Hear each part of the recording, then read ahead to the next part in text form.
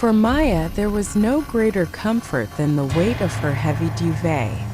It was her shield against the world, a cocoon of safety in the dark. Every night, she would burrow deep into its warmth, falling asleep to the feeling of its gentle pressure. It was a ritual, a constant.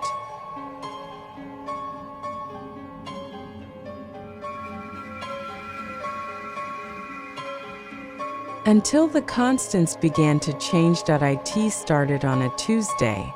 Maya awoke feeling unusually cold. She reached down to pull the duvet back up to her chin, only to find it was already there.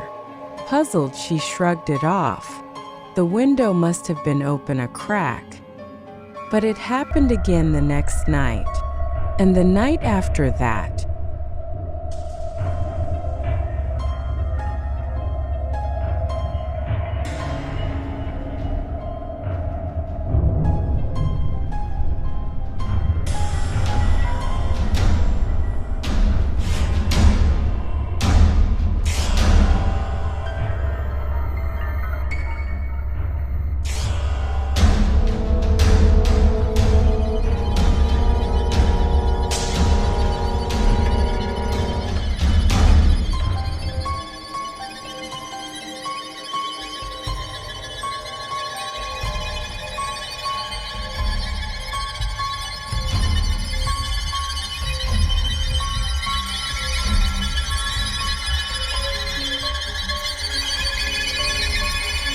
Each time, she would wake just before 3 a.m., shivering to find her duvet had slipped down to her waist. She would pull it back up, her skin prickling with goosebumps, and eventually fall back into a fitful sleep. After a week, the phenomenon evolved. She began to wake not from the cold, but from a sensation. The very distinct, slow, and deliberate feeling of the duvet being pulled down. It wasn't a tug.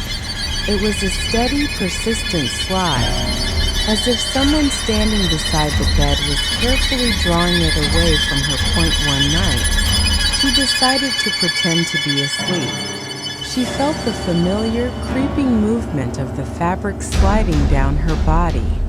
Her heart hammered against her Minha irmã ribs, gravou demônio but she debaixo da kept her cama dela. breathing even. She forced her eyes to stay shut. When the movement stopped, the duvet was gathered around her ankles. The room was freezing. Até que ela sentiu uma sensação estranha e resolveu gravar com seu celular. Ela escutou barulho debaixo da cama dela e foi verificar o que era.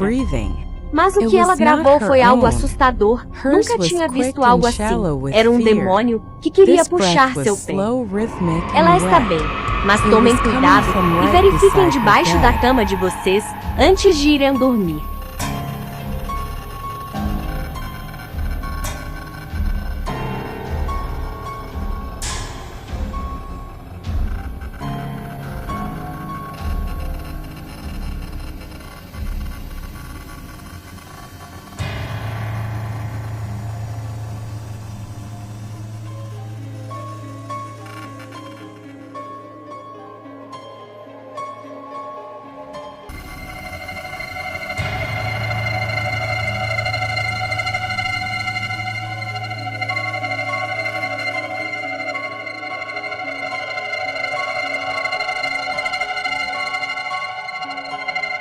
Summoning every ounce of courage she possessed, Maya cracked open one eye. The moonlight from the window illuminated the empty space beside her bed, but the duvet was not gathered at her feet. It was suspended in midair, hovering over the floor, as if draped over the shoulders of someone kneeling beside her bed. The shape of a head and shoulders was clearly defined by the fabric. It was facing her, and with each slow, wet inhalation, the duvet was pulled taut against where her face should be. Maya's breath caught in her throat. The thing under the duvet heard it. The breathing stopped. The suspended duvet turned. It was now facing her directly.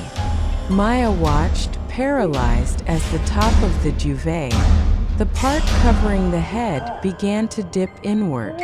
It was as if the thing was pushing its face into the fabric, sniffing her. A low, guttural whisper emanated from the depths of the blanket, a sound that was less a voice and more the vibration of 1,000 insects. Cold, the duvet then began to rise. It floated up from its kneeling position, rising higher and higher until it loomed over her in the darkness, a ghostly fabric-covered specter.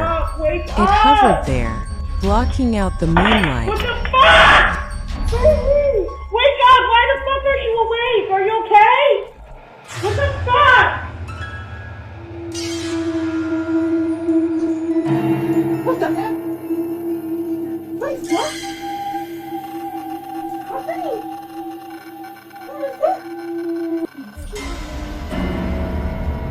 What is this? Can you stop playing? Can you leave this toy? Can you stop?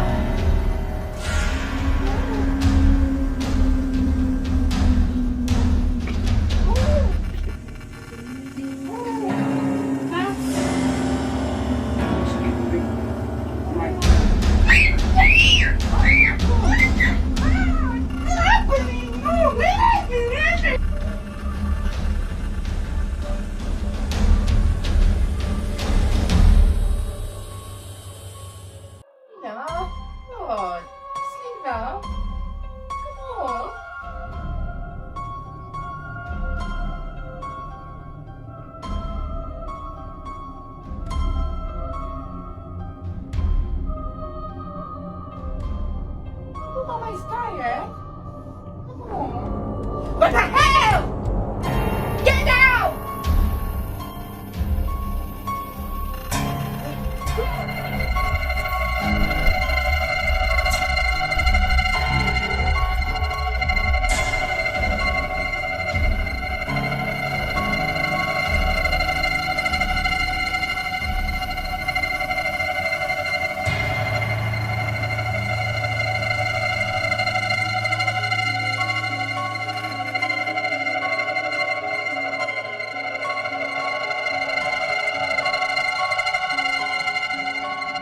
Then it began to descend upon her. It wasn't trying to pull the blanket away anymore. It was trying to get inside with her. Maya screamed. She kicked out violently, scrambling backward against the headboard. The hovering duvet dropped to the floor in a heap, landing with a soft, mundane whump. She fumbled for the lamp, her hands shaking uncontrollably. Harsh yellow light flooded the room. It was empty. Her duvet lay in a messy pile on the rug beside her bed, innocent and still. Maya never slept under that duvet again. She replaced it with a light sheet, and now she sleeps with every light in the hallway on. But some nights she still wakes up cold, and on the floor in the corner of her room, the old duvet lies where she shoved it in a closet. Sometimes, in the dead of night, she swears she sees it shift, as if something underneath it is turning over in its sleep.